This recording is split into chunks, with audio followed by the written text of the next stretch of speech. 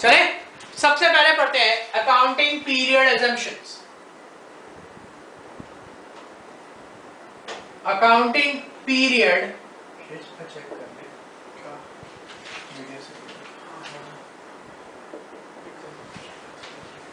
accounting period assumption. What does accounting period assumption explains? Accounting period assumption explains that accounts are prepared for a given time interval. That accounts are prepared for a given time interval. हम एक time के लिए accounts prepare करते हैं। हम हो सकता है एक दिन का बनाए, एक हफ्ते का बनाए, एक महीने का बनाए, एक क्वार्टर का बनाए, 6 महीने के लिए बनाए, एक साल के लिए। हम किसी भी पीरियड के लिए अकाउंट्स बना सकते हैं। जिस पीरियड के लिए हम अकाउंट्स बनाते हैं एक साल के लिए, यहां पे हम एक साल जो अकाउंट्स बना रहे हैं, that year is commonly known as accounting cycle. That year is known as accounting cycle. दो तरीके के ईयर्स होते हैं हमारे पास, एक calendar year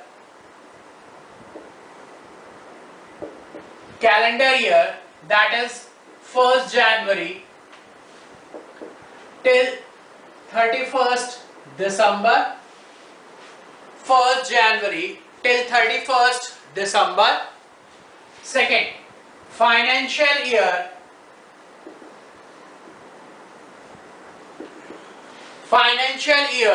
that is 1st April of current year till 31st March of next year.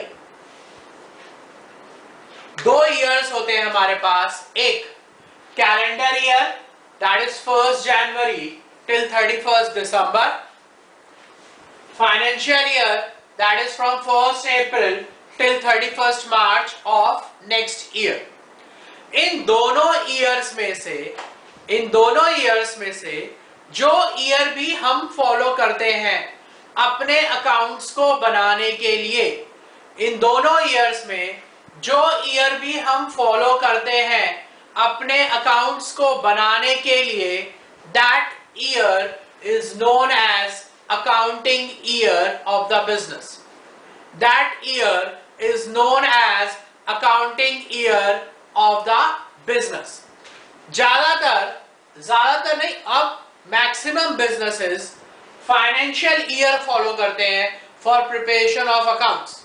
अब maximum financial year follow करते हैं for the preparation of accounts, that is from 1st April current year till 31st March of the next year. अब ज्यादातर years 1st April through 31st March follow करते हैं। This is known as financial year and this is known as accounting year of the business. आज खत्म हो जाएगी, 2 minute का और है। X, Y, Z are 3 persons in a race. X को इतना जोड़ना था, इतना दौड़ना है, ये स्टूडेंट दिस मच, Y को इतना और Z को इतना। सबसे पहले कौन पहुंचेगा? मेरे हिसाब से Z पहुंचेगा, लेकिन जो अंपायर था उसने कहा Z इज द फास्टेस्ट। जो अंपायर था he said Z is the fastest. उसने ये नहीं देखा क्यों उसने फास्टेस्ट बोला, क्योंकि Z सबसे पहले पहुंच गया। Z अपनी डेस्टिनेशन पे सबसे पहले पहुंच गया। अगर हम बोले ये गलत है, क्यों? क्योंकि X को सबसे ज्यादा ट्रैवल करना था, उसको सबसे ज्यादा टाइम लगेगा। Y को उससे ज्यादा कम है तो Y को ज्यादा टाइम लगेगा और Z को फिर कम लगेगा। तो सबको अलग अलग टाइम पीरियड लगेगा क्योंकि डिस्टेंस कवर्ड सबका अलग अलग है। XYZ 3 बंदे हैं, they are 3 person XYZ, they are running a race. वो रेस लगा रहे हैं। X को इतना डिस्टेंस कवर करना था, Y को इतना डिस्टेंस कवर करना था और Z को इतना। Z अपने डेस्टिनेशन पे सबसे पहले पहुंच गया। Z अपने डेस्टिनेशन पे सबसे पहले पहुंच गया। जब वो सबसे पहले पहुंच गया तो उसके बाद Y पहुंचेगा, फिर X पहुंचेगा। लेकिन जो अंपायर था उसने क्या डिसीजन दिया? उसने डिसीजन दिया कि Z is the fastest. Z fastest है। क्यों फास्टेस्ट है? क्योंकि Z अपने डेस्टिनेशन पे सबसे पहले पहुंचा, लेकिन ये गलत है। क्यों? क्योंकि X Y Z तीनों एक ही डिस्टेंस रन नहीं कर रहे थे, वो तीनों अलग अलग डिस्टेंस रन कर रहे थे। तो यहां पे क्या चीज कॉमन नहीं है? यहां पे कंसिस्टेंसी और डिस्टेंस कॉमन नहीं है। कभी भी कोई भी चीज कंपेयर करने के लिए सबसे इंपॉर्टेंट चीज होती है consistency.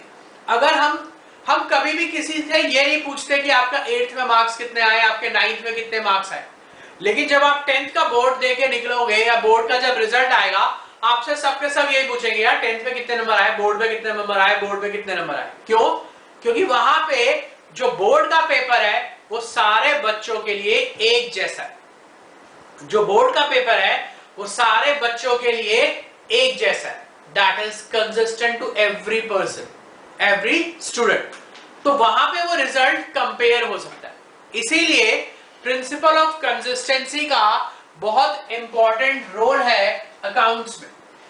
It says that follow single rule for the preparation of accounts. It says that follow single rule for the preparation of accounts. Why? So that the results can easily be compared. So that results can easily be compared. हम उन्हें easily compare कर सके, इसलिए that is what principle of consistency. इसके बाद बारी आती है dual aspect principle.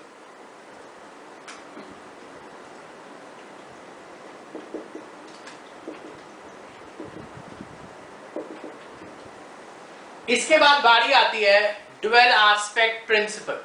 Now what is dual aspect principle is? What is Newton's third law? आपने न्यूटन्स का थर्ड लॉ पढ़ा था 9th class science. Newton's third law explains every action got equal opposite reaction. हर action में दो reaction होते हैं, right? Each and every action is got an opposite equal reaction. That is dual aspect principle explains. Dual aspect principle says every transaction in accounts, dual aspect principle says every transaction in accounts affects two things. Accounts में जितनी भी चीजें होती हैं, जितना भी हम काम करते हैं, वो हमेशा दो चीजों को इफेक्ट करती है. Every transaction in accounts affects two things. कौन कौन सी, कैसे? Let's say मैंने किसी से गुड्स खरीदे. जब मैं किसी से गुड्स खरीदूंगा, कोई सामान खरीदूंगा, तो वो सामान जब मैं खरीद रहा हूं, मैं गुड्स खरीद रहा हूं, तो वो गुड्स मेरे पास आ रहे हैं, वो गुड्स मेरे पास आ रहे हैं. ये पहली चीज इफेक्ट हो गई, goods.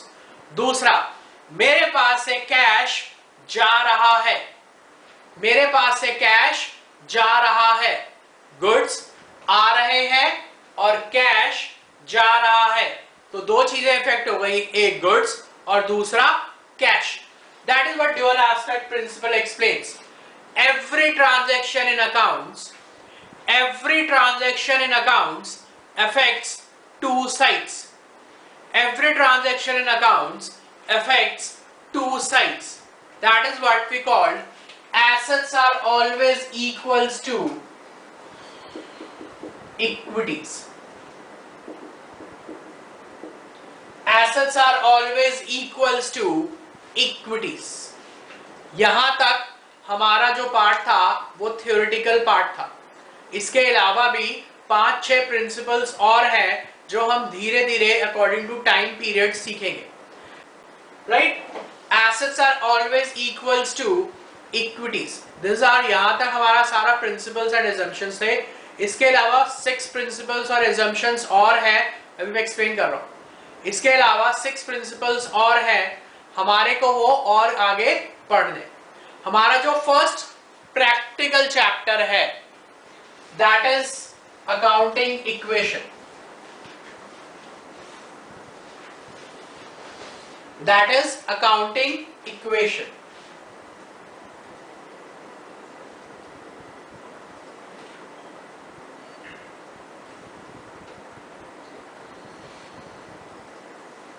What is equation is?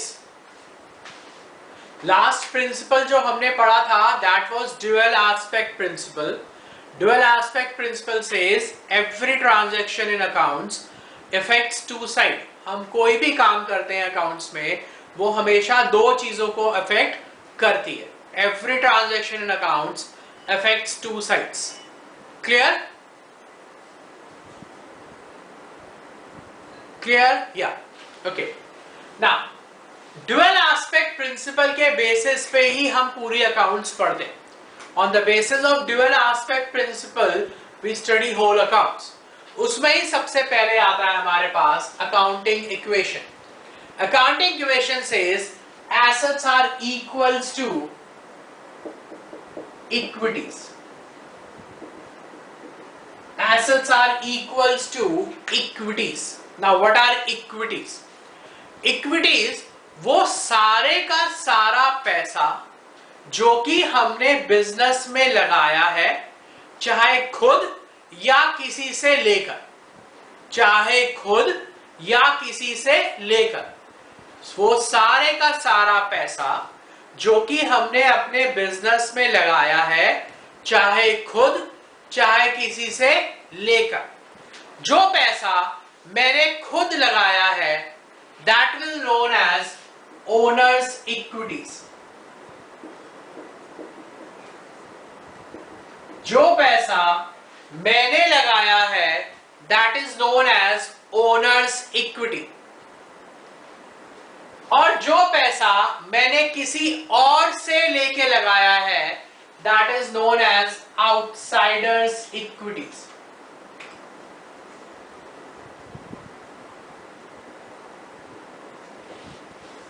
जो पैसा मैंने लगाया है, क्योंकि मैं बिजनेसमैन हूं तो वो मेरी इक्विटी हो गई, ओनर्स इक्विटी. जो पैसा मैंने किसी से लेके लगाया है that is known as outsiders equities. That is known as outsiders equities. Now, owners equity का दूसरा नाम है capital. What was capital? Capital is the amount invested by the businessman in the business to start it or to expand it. वो पैसा जो कि businessman ने business में लगाया है, या तो बिजनेस को शुरू करने के लिए या अपने बिजनेस को बढ़ाने के लिए, that is known as capital. Capital is also known as owners equities. Capital is also known as owners equities. तो owners equities is known as capital. अब बारी आई दूसरी आउटसाइडर्स इक्विटीज. आउटसाइडर्स इक्विटीज का मतलब वो लोग जो कि बिजनेसमैन से रिलेटेड नहीं है, जो कि बिजनेस से रिलेटेड नहीं है, फिर भी उन्होंने हमारे बिजनेस में पैसा लगाया. तो अगर मैं किसी थर्ड पर्सन से बिजनेस में पैसा लगाऊंगा तो वो बंदा मेरे से वो पैसा वापस मांगेगा. इसलिए आउटसाइडर्स इक्विटीज मेरे लिए लायबिलिटी हो गई. इसलिए आउटसाइडर्स इक्विटीज मेरे लिए लायबिलिटीज हो गई. This means assets are always equals to capital plus liabilities. This means assets are always equals to capital plus liability. Right? Then capital is equals to assets minus liabilities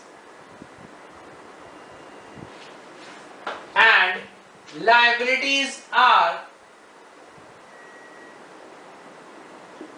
assets minus capital and liabilities is assets minus capital.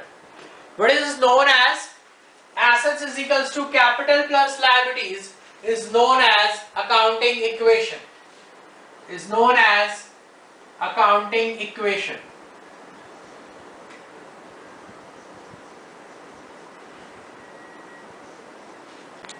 This is clear? ये explain करूं दोबारा?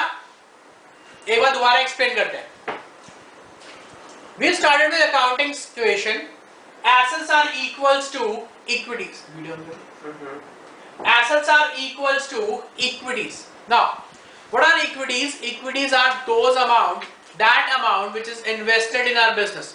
वो सारे का सारा पैसा जो कि हमारे बिजनेस में इन्वेस्ट हुआ है बिजनेस को रन करने के लिए, चाहे वो पैसा मैंने लगाया है या मैंने किसी से लेके लगाया।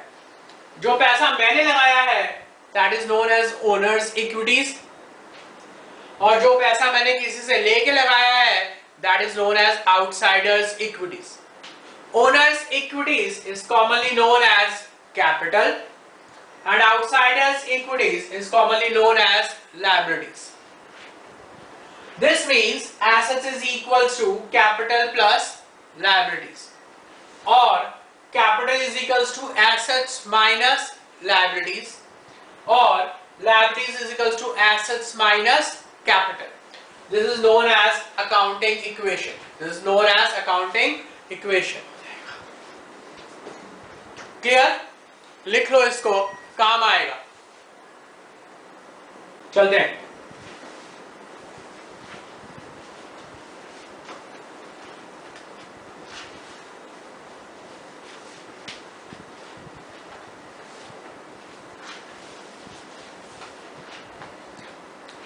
हम अकाउंट्स में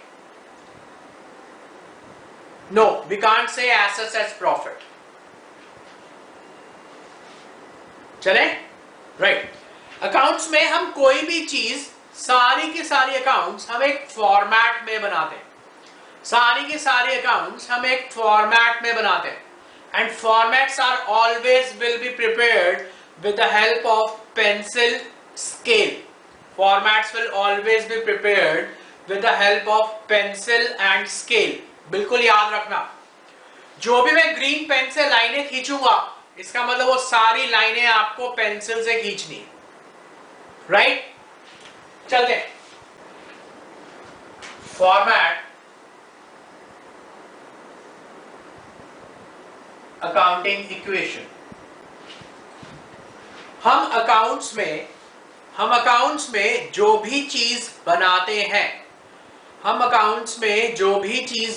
हैं, हम उसके ऊपर ये जरूर लिखते हैं कि हम क्या बना रहे हैं। तो हम यहाँ पे लिखेंगे हम क्या बना रहे हैं, हम अकाउंटिंग इक्वेशन बना रहे हैं।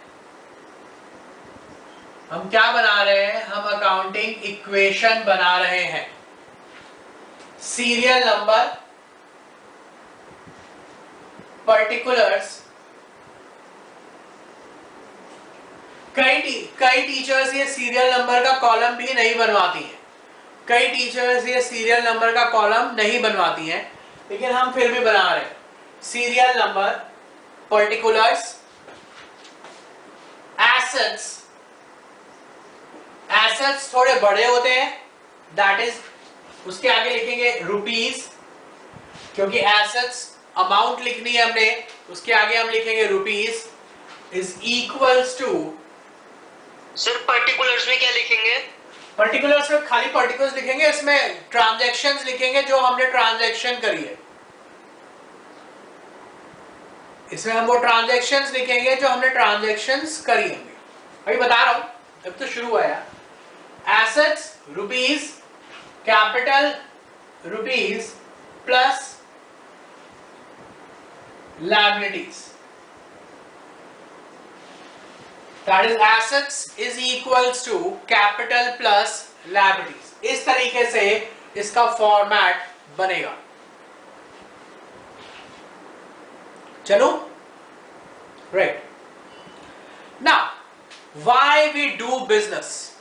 हम बिजनेस क्यों करते हैं?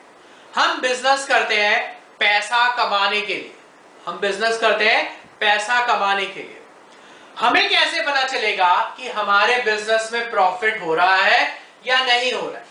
लेट्स टेक, मैंने बिजनेस शुरू किया था with a capital of 10,000 rupees. मैंने बिजनेस शुरू किया था with a capital of rupees 10,000। मैंने अपने बिजनेस में 10,000 रुपए की कैपिटल लगाई।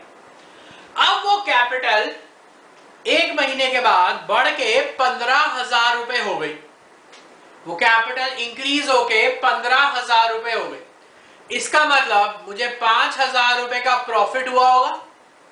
इसका मतलब मेरे को 5,000 रुपए का प्रॉफिट हुआ होगा। जब बिजनेस में प्रॉफिट होता है तो कैपिटल की वैल्यू इंक्रीज हो जाती है। जब बिजनेस में प्रॉफिट होता है तो कैपिटल की वैल्यू इंक्रीज हो जाती है। इसका मतलब प्रॉफिट कैपिटल में ऐड होता है, प्रॉफिट कैपिटल में ऐड होता है। दूसरा, अब मेरी कैपिटल 10,000 से घट के 9,000 रुपए रह गई, इसका मतलब मुझे लॉस हो गया, इसका मतलब मुझे लॉस हो गया।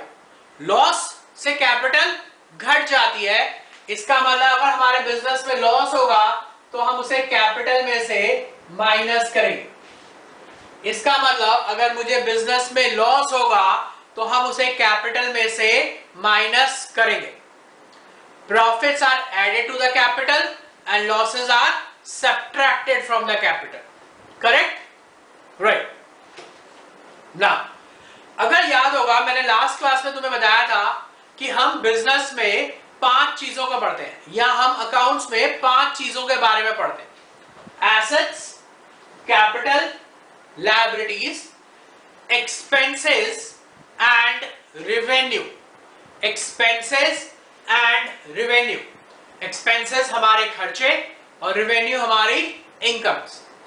अगर मेरे बिजनेस में एक्सपेंस होगा, अगर मेरे बिजनेस में खर्चा होगा, कोई भी खर्चा मेरे लिए लॉस है, मैं तो कभी नहीं चाहूंगा ना कि मैं कुछ खर्चूं, मैं कभी भी नहीं चाहूंगा कि मैं कुछ खर्चूं। इनकम एक्सप्लेन करो। अभी मैं नहीं चाहूंगा कि मैं कुछ खर्चूं, तो जब मैं कुछ खर्चना नहीं चाहता तो इसका मतलब वो मेरे लिए इनकम। तो इसका मतलब expenses are loss for me, loss है मेरे लिए, इसलिए मैं उसे कैपिटल में से माइनस करता हूं। दूसरा, रेवेन्यू।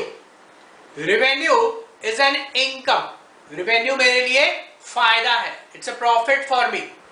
इनकम है तो मेरी कैपिटल उससे बढ़ जाएगी, इसलिए रेवेन्यू से मैं कैपिटल ऐड होती है, रेवेन्यू से कैपिटल ऐड हो जाती है, क्योंकि वो इनकम होती है बिजनेस के लिए, वो एक तरह से प्रॉफिट है। जैसे मैं तुम्हें पढ़ा रहा हूं, जितने ज्यादा स्टूडेंट पढ़ाऊंगा उतनी ज्यादा रेवेन्यू आएगी, इसका मतलब उतनी ज्यादा मेरे लिए इनकम होगी, तो उससे मेरी जो कैपिटल होगी वो इंक्रीज होती जाएगी, वो प्लस होती जाएगी, वो इंक्रीज होती जाएगी, वो प्लस होती जाएगी। क्लियर? ये मेरे ख्याल से प्रॉफिट होगा, अगर हमारे बिजनेस में प्रॉफिट होता है उससे हमारी कैपिटल इंक्रीज हो जाती है। अगर हमारे को बिजनेस में कभी भी लॉस होगा, उस लॉस से मेरी कैपिटल घट जाएगी। अगर हमारे को एक्सपेंसेस होते हैं, कोई भी खर्चा होता है, उस एक्सपेंस से हमारी कैपिटल डिक्रीज हो जाती है। कोई भी रेवेन्यू होती है, कोई भी इनकम जनरेट होती है, उससे हमारी कैपिटल इंक्रीज हो जाती है, उससे हमारी कैपिटल इंक्रीज हो जाती है। अब चलते हैं आगे। हमने पर्टिकुलर्स कॉलम में नहीं लिखना, मेरे पास जगह कम है इसलिए मैं पर्टिकुलर्स कॉलम में लिख रहा हूं, तुम्हें पर्टिकुलर्स कॉलम में नहीं लिखना है, राइट? हमने एक्सपेंसेस को 3 हिस्सों में बांट लिया। पहला, मैंने आइसक्रीम वाले से आइसक्रीम खरीदी, मैंने उसको पैसे दे दी। मैंने एक आइसक्रीम वाले से आइसक्रीम खरीदी, 20 रुपए की आइसक्रीम खरीदी, मैंने उसको 20 रुपए पे कर दिए। दैट इज, आइसक्रीम खरीदना मेरे लिए खर्चा हो गया, that is expenses paid, that is expenses paid. दूसरा, मैंने आइसक्रीम वाले से आइसक्रीम खरीदी लेकिन मैं पर्स लाना भूल गया, तो मैंने उसको पैसे नहीं दिए। मैंने आइसक्रीम वाले से आइसक्रीम खरीदी लेकिन मैं पर्स लाना भूल गया, मैंने उसे पैसे नहीं दिए। पैसे नहीं दिए, इसका मतलब expenses due but not paid, expenses due but not paid. उसको हम क्या बोलते हैं? इसको हम बोलते हैं आउटस्टैंडिंग, इसको हम बोलते हैं आउटस्टैंडिंग, कि खर्चा तो हो गया, खर्चा तो हो गया लेकिन हमने उसे पे नहीं किया, क्योंकि मेरे पास से पैसे तो खर्च हो चुके हैं लेकिन मैंने उसे पे नहीं किया। तीसरी चीज आती है मैंने आइसक्रीम वाले से 35 रुपीज की एक आइसक्रीम खरीदी, मैंने उसे 50 रुपीज दिए। उसने बोला भैया मेरे पास चेंज नहीं है, तो मैंने कहा कोई बात नहीं, हम नेक्स्ट टाइम इसे एडजस्ट कर लेंगे, हम इसे नेक्स्ट टाइम एडजस्ट कर लेंगे।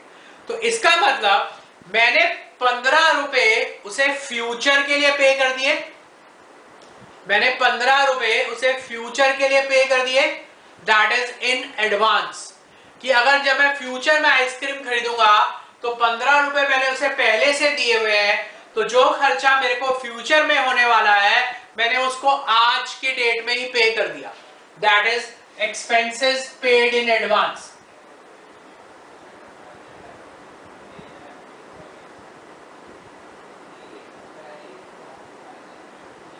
Expenses paid in advance, that is known as prepaid, that is known as prepaid,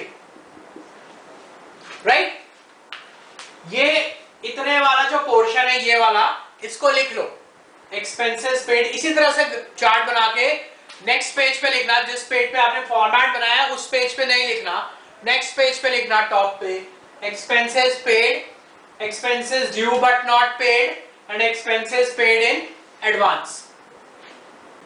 accrued जो है वो इनकम के साथ यूज होता है, वो रेवेन्यू के साथ यूज होगा, एक्रूड एक्सपेंसेस के साथ यूज नहीं होता। रेवेन्यू के साथ, एक्सपेंसेस के साथ हमेशा आउटस्टैंडिंग ही यूज होता है, रेवेन्यू के साथ हम एक्रूड भी यूज कर सकते हैं, रेवेन्यू के साथ हम अरियर्स भी यूज कर सकते हैं, और रेवेन्यू के साथ हम आउटस्टैंडिंग भी यूज कर सकते हैं। Arrears can also be used with expenses.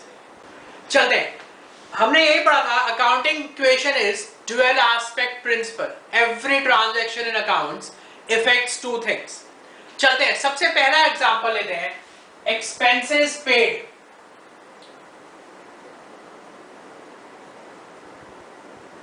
आप फर्स्ट लाइन छोड़ दोगे, आप फर्स्ट लाइन एक लाइन छोड़ना यहां पे ऊपर की तरफ, फिर लिखना expenses paid. Now what is expenses paid में क्या हुआ? दो चीजें, पहले एक्सपेंस हो गया, खर्चा हो गया और मैंने उसको पे कर दिया। जब मैं पे करूंगा तो मेरे पास जो कैश है वो घट जाएगा। मेरे पास 80 रुपए थे, मैंने आइसक्रीम के 20 रुपए दे दिए, तो मेरे पास अब कैश घट के क्या हो गया 60 रुपीज। इसका मतलब हम जब भी कैश पे करेंगे तो कैश हमारा एसेट है, कैश हमारा एसेट है, तो हमारा एसेट बैलेंस घट जाएगा। मतलब जितने रुपए हमने पे किए होंगे हम उसे कैश में से माइनस करेंगे। दूसरा, एक्सपेंसेस हमारे लिए लॉस होता है, दूसरा एक्सपेंसेस हमारे लिए लॉस होता है, तो वो उससे हमारी कैपिटल भी घट जाएगी, उससे हमारी कैपिटल भी घट जाएगी। तो दो चीजें इफेक्ट हो गई, हर ट्रांजैक्शन में दो चीजें इफेक्ट हो गई, दो चीजें इफेक्ट हो गई, एक कैश और दूसरा कैपिटल। एक कैश इफेक्ट हो गया, कैश घट गया, दूसरा कैपिटल घट गई, इक्वेशन बराबर रहेगी, अकाउंटिंग इक्वेशन बराबर रहेगी। दूसरा एग्जांपल हमने पढ़ा था expenses due but not paid.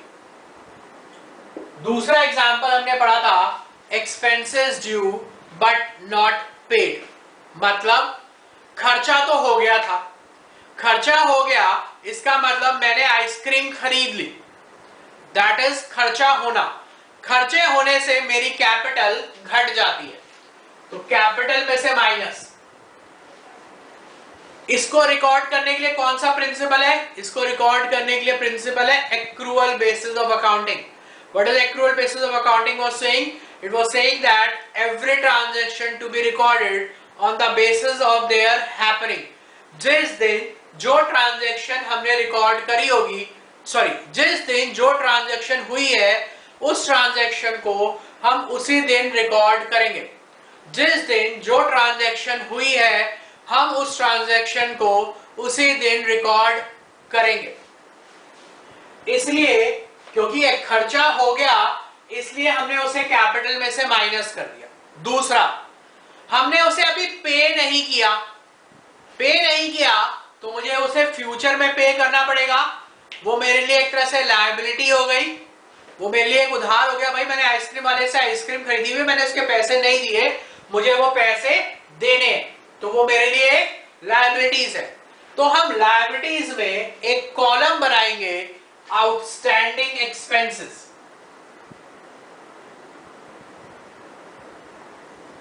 Liabilities में हम कॉलम बनाएंगे आउटस्टैंडिंग एक्सपेंसेस और उसमें प्लस करेंगे। इससे हमारी कैपिटल घट गई लेकिन हमारी लायबिलिटीज बढ़ गई। हमारी कैपिटल घट गई क्योंकि मेरा खर्चा हो गया था लेकिन मैंने उसे पे नहीं किया था, इसलिए मेरी लायबिलिटीज बढ़ गई। That is what we called expenses due but not paid. That is what we call expenses due but not paid. Clear? Next.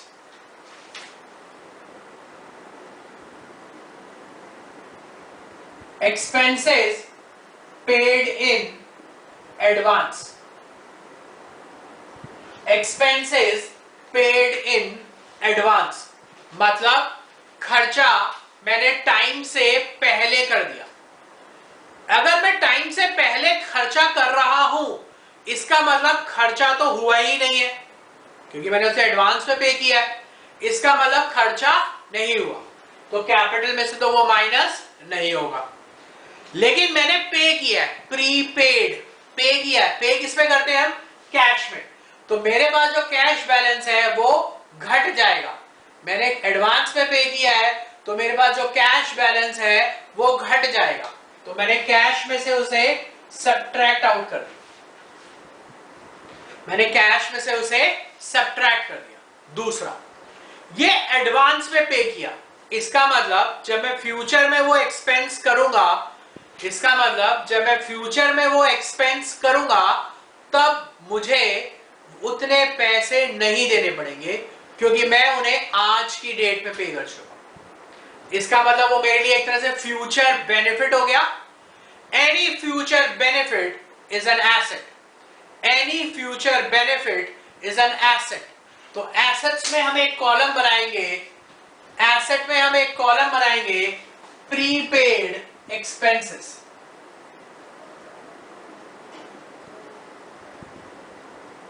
और उसमें ऐड करेंगे। एसेट्स में एक कॉलम बनाएंगे प्रीपेड एक्सपेंसेस और उसमें ऐड करेंगे, उसमें ऐड करेंगे। फिर से समझते हैं। सबसे पहली ट्रांजैक्शन थी एक्सपेंसेस पेड। एक्सपेंसेस पेड मतलब खर्चा हो गया।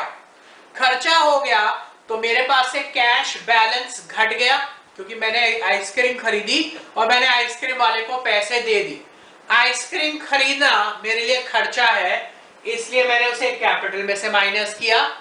मैंने उसके पैसे दे दिए तो मेरे पास से कैश घट गया, इसलिए कैश पे से माइनस कर दिया। राइट? दूसरा, expenses due but not paid मतलब खर्चा तो हो गया लेकिन मैंने पे नहीं किया। खर्चा तो हो गया लेकिन मैंने उसे पे नहीं किया। खर्चा हो गया तो कैपिटल घट गई क्योंकि मैंने आइसक्रीम तो खरीद ली थी, लेकिन मैंने उसे पैसे नहीं दिए। जब मैंने उसे पैसे नहीं दिए तो वो मेरे लिए लायबिलिटीज हो गई। वो पैसा मुझे फ्यूचर में देना पड़ेगा, वो पैसा मुझे फ्यूचर में देना पड़ेगा। इसलिए मैंने लायबिलिटीज में एक कॉलम बनाया आउटस्टैंडिंग एक्सपेंसेस। इसलिए मैंने लायबिलिटीज में एक कॉलम बनाया आउटस्टैंडिंग एक्सपेंसेस और उसमें प्लस कर दिया। मेरी लायबिलिटीज बढ़ गई और एक्सपेंस कैपिटल घट गई। Next, expenses paid in advance. Expenses paid in advance खर्चा जो हुआ नहीं है लेकिन मैं उसके पैसे दे चुका हूं। खर्चा जो हुआ नहीं है लेकिन मैंने पैसे दे दिए, that is expenses paid in advance. क्योंकि मैंने पे किया है, पे करूंगा तो मेरे पास से कैश घट जाएगा, इसलिए कैश में से माइनस। दूसरा, एडवांस था इसलिए एसेट्स में एक कॉलम बनाया प्रीपेड एक्सपेंसेस। इसलिए एसेट्स में एक कॉलम बनाया प्रीपेड एक्सपेंसेस और उसमें प्लस कर दिया। एसेट्स में कॉलम बनाया प्रीपेड एक्सपेंसेस, उसमें प्लस कर दिया। क्लियर यहां तक? क्लियर। चलते हैं, ये हमने पढ़ा था एक्सपेंसेस। इसी तरीके से बारी आती है रिवेन्यूज। इसी तरह से बारी आती है रिवेन्यू की। वही चलते हैं, रिवेन्यूज। रिवेन्यूज मतलब income. Anything which we received, what was revenue is anything which we received against goods sold or services provided। वो कुछ भी चीज जो कि हमने गुड्स सोल्ड करके या सर्विसेज देने के बाद रिसीव करी, that is known as revenues. Receive करी, इसका मतलब रेवेन्यू रिसीव। इसका मतलब रेवेन्यू रिसीव्ड, मैंने रेवेन्यू रिसीव करी है। पहली चीज रिसीव करी तो मेरे पास कैश आएगा। दूसरा, मैंने सर्विसेज दे दी लेकिन मुझे पैसे नहीं मिले। मैंने सर्विसेज तो दे दी लेकिन मुझे अभी पैसे नहीं मिले, that is revenue due but not received. Revenue due but not received, that was commonly known as accrued or arrears। accrued or arrears। तीसरा, मैंने एडवांस में रिसीव कर ली। मैंने तुम्हें पढ़ाया नहीं और तुमसे फीस पहले ले ली तो वो मेरे लिए एडवांस आ गई, that is revenue received in advance.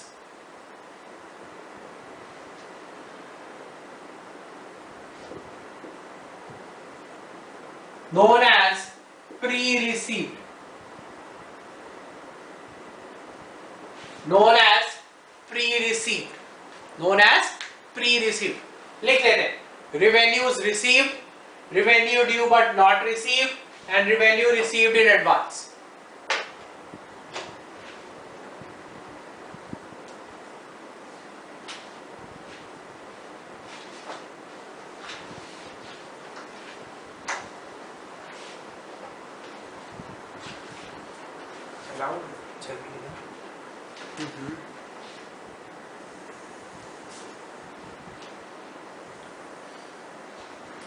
उसी टेबल के नीचे कंटिन्यू करेंगे जो हमने अकाउंटिंग इक्वेशन पहले से बनाई हुई थी, राइट ना।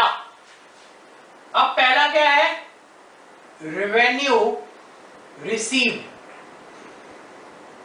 अब पहला है रेवेन्यू रिसीव्ड। रेवेन्यू रिसीव्ड में मेरे पास कैश आएगा, मेरे पास कैश आएगा। अगर मेरे पास कैश आएगा तो मेरा कैश बैलेंस इंक्रीज हो जाएगा। मेरा कैश बैलेंस इंक्रीज हो जाएगा तो मैं उसे कैश में प्लस करूंगा। मेरा कैश बैलेंस इंक्रीज हो जाएगा तो मैं उसे कैश में प्लस करूंगा। दूसरा, रेवेन्यू मेरी इनकम है, उससे मेरी कैपिटल भी इंक्रीज हो जाएगी, उससे मेरी कैपिटल भी इंक्रीज हो जाएगी। Next, revenue due but not received। revenue due but not received कि रेवेन्यू इनकम तो हो गई, इनकम हो गई तो कैपिटल में प्लस, लेकिन मुझे उसके पैसे अभी नहीं मिले, लेकिन मुझे उसके पैसे अभी नहीं मिले। जब मुझे पैसे नहीं मिले तो एसेट्स में कॉलम बनाऊंगा एक्रूड रेवेन्यू। एसेट्स में कॉलम बनाऊंगा एक्रूड रेवेन्यू और उसमें प्लस करूंगा, और उसमें प्लस करूंगा क्योंकि मेरे को इनकम, भाई मैंने सर्विसेज तो दे दी, सर्विसेज दे दी लेकिन मुझे पैसे अभी मिले नहीं है।